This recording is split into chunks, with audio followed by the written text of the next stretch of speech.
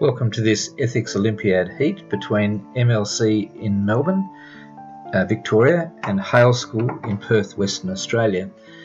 This topic, or this issue, was given to the students some months before the actual heat was held. The topic for the discussion that's about to be held is called Lying to Parents. And this is the case. Noah is a 21-year-old university student. He excels academically, plays on an inter-college sports team, and has a part-time job on campus. His parents are very religious and believe that drinking alcohol is morally abhorrent. Noah, however, has recently started having a few beers at parties on the weekend. Contrary to his parents, Noah doesn't see anything wrong with drinking alcohol. Although he never gets drunk and drives under the influence, his family would be infuriated if they found out he was consuming alcohol, and they would practically disown him if he told them that he sees nothing wrong with it. When confronted by his parents about drinking, Noah is unsure how to respond. In part, Noah thinks that he should tell his parents the truth about his drinking because he has a right to hold his own beliefs and shouldn't have to hide those beliefs, especially from his parents. Although Noah is very grateful to his parents for his upbringing, he doesn't believe that he must live his life exactly as they want. In any case, he is only having a few beers at parties. If they love him for who he is, thinks Noah, they will accept him despite their differences. On the other hand, Noah is certain that if he answers their question honestly, it would be very detrimental to his relationship with his parents, the two people that he loves the most in life. Even if his parents eventually come to terms with his drinking, Noah knows that things will never be the same once he tells them. They will feel betrayed and very hurt. They may even withdraw their financial support for him, which includes paying his tuition and living expenses at university. If Noah just lies, he sometimes thinks he could avoid a potentially damaging situation. The question the students were asked to address was, is it morally permissible to tell a lie in order to achieve some greater good? If so, under what conditions? Students are given some time to, once they're given the question, to discuss it as a team, and then they come up with a team response. What follows is a short selection of the students' responses and the other team's response to their arguments, together with the judges' questions that are put to them later. Please note that we are using Skype to connect the two schools from one side of Australia to the other. It can be more morally permissible to lie when you're certain of the consequences of telling the truth. So in this case, Noah, it's stating from reading this, Noah is certain that if he answers the questions honestly, it would be very detrimental to his relationships with his parents, the two people he loves the most in life. So Noah is certain that telling this lie would cause great harm to his relationship with his parents, or telling the truth would cause great harm. So therefore, it is more morally permissible for him to lie to avoid this harm. It is also more morally permissible to lie if you know that the lie told will not have any severe consequences on the person you're telling it to. For example, if since Noah said, okay, I'm not drinking alcohol, and lied to his parents will not necessarily suffer from that lie. They will not make any great decisions from this lie, which will result in negative consequences for them.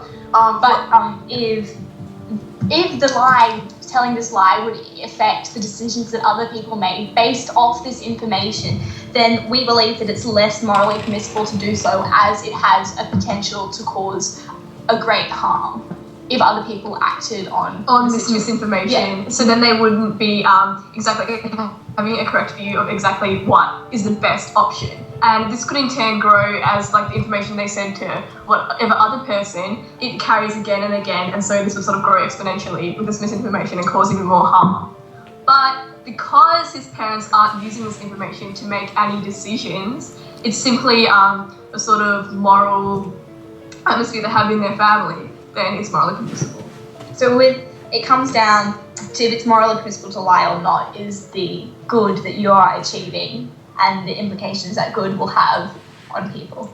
And just, we should probably summarize our conditions that we came up with. Yes. Which were, for example, that the person who was being told the lie shouldn't suffer from being told the lie, that they the lie shouldn't negatively impact any decisions they make.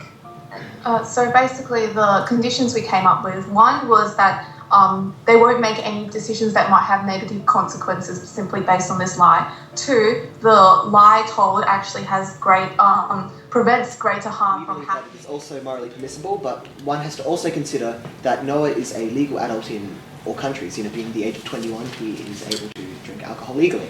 He is a civilian who has the right to make his own decisions, provided they're legal, and the decisions of his parents shouldn't necessarily hinder nor alter his views, besides the fact that they are funding his schooling.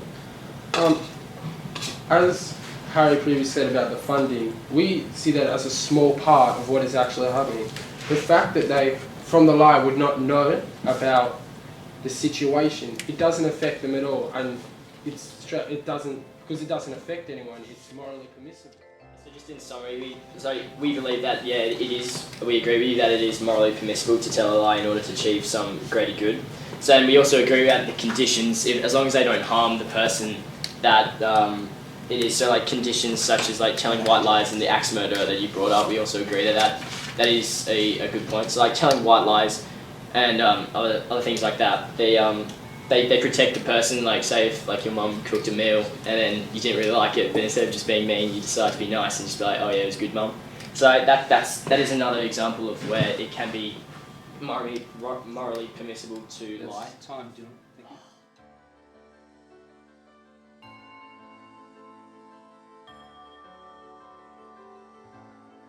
Okay, so Noah is a legal adult. However, legal obligations are not necessarily moral ones. For example, while it's legally permissible for him to drink the alcohol as he is an adult, the thing is that he has a moral obligation to his parents, which is not necessarily covered by law. For example, obligations like these differ from culture to culture. Like in many Asian cultures, it's pretty much you don't disobey your parents, like ever. So, Noah, while he's lying to his parents, this is further complicated by the fact that he has a moral obligation to his parents, which is not necessarily covered by law. So we also believe, nothing that ever happens in our world is something that we can be certain of. Our minds act on a balance of probability. So if you go down to sit in a chair, you're fairly confident that the chair will not break, but there's always a chance that if you sit in the chair, by some chance the leg will snap off and it will fall over or someone will pull it out under you. Nothing you ever do is certain, but if the balance of probability is great enough that you can be fairly certain of an outcome, then it can be morally permissible to lie to order to present. The judges now have 30 seconds to collect their thoughts and come up with some questions for Team A. These might be questions of clarification or asking you to explain something. Well, the same thing, isn't it? But anyway, and Team A will respond to those questions. For up to 10 minutes. So we've got 10 minutes for a Q&A session if needed, and judges' questions should be brief and clear and without commentary ideally. So give it some time, or you want? I'll move the camera to the start. Is it too fast?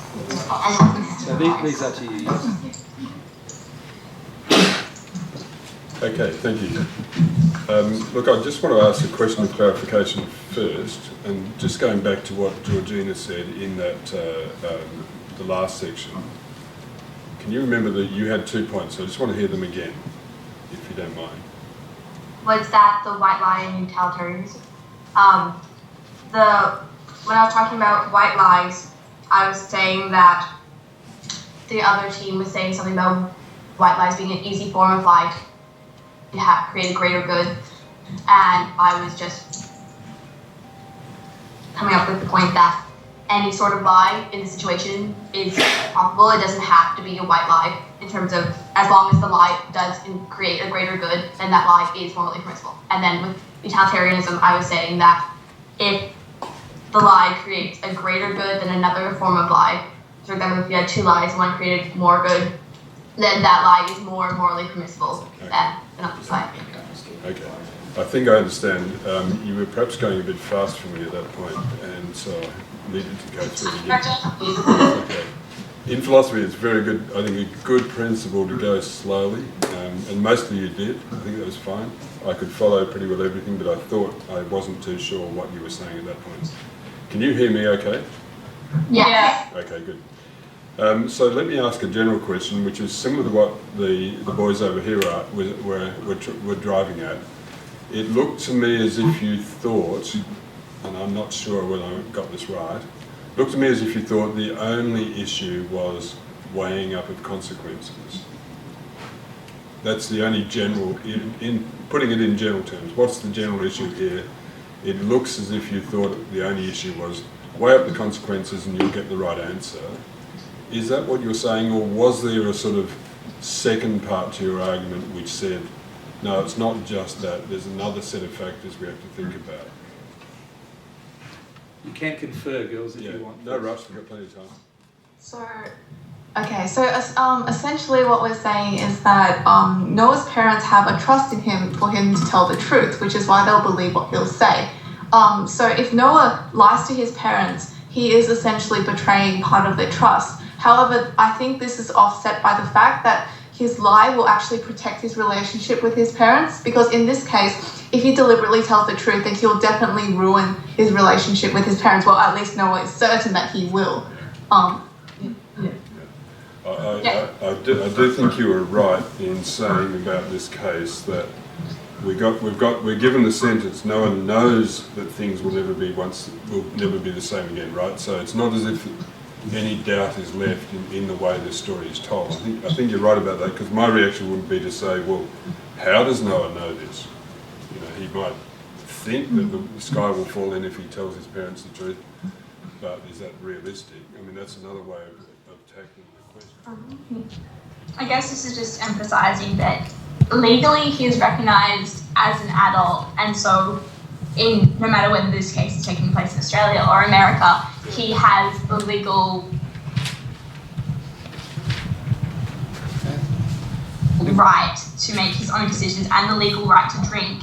And the only thing, I guess, wrong with him having the occasional drink but not getting drunk or driving under the influence is his parents' view on drinking. And his family culture that sort of prohibits that sort of thing. Sure. That I suppose we sort of have to think that he not only has responsibility. Oh, okay. No, it's all right. Just keep going. It's like he also has a duty to like his nation, as in terms of like upholding the law, but he also has a duty to his family and his relations, because they are ultimately the people who will be closest to him and who will give him the most amount of support. Yeah. So while we accept that point, we also believe that there's another dimension that he also has to think about and uphold in a way, placing more emphasis on that than just the law itself. His moral obligation is more important than the law. But aren't you... No, in this case, he's not crossing the law, so it doesn't even... Yeah, I agree with what you're saying. At the legal level, you can look at it the way you are, but why is the moral level so clear-cut? I mean, after all, parents... he's now an adult, he's grown up. You'd think he would... At this point in his life, he has to say to himself, me and my parents are moral equals. At least, if not at 21, then what about 31 or 51? And, you can see how that extrapolates.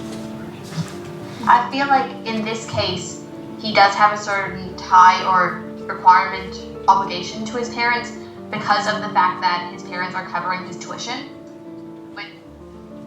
Sorry, girls, that is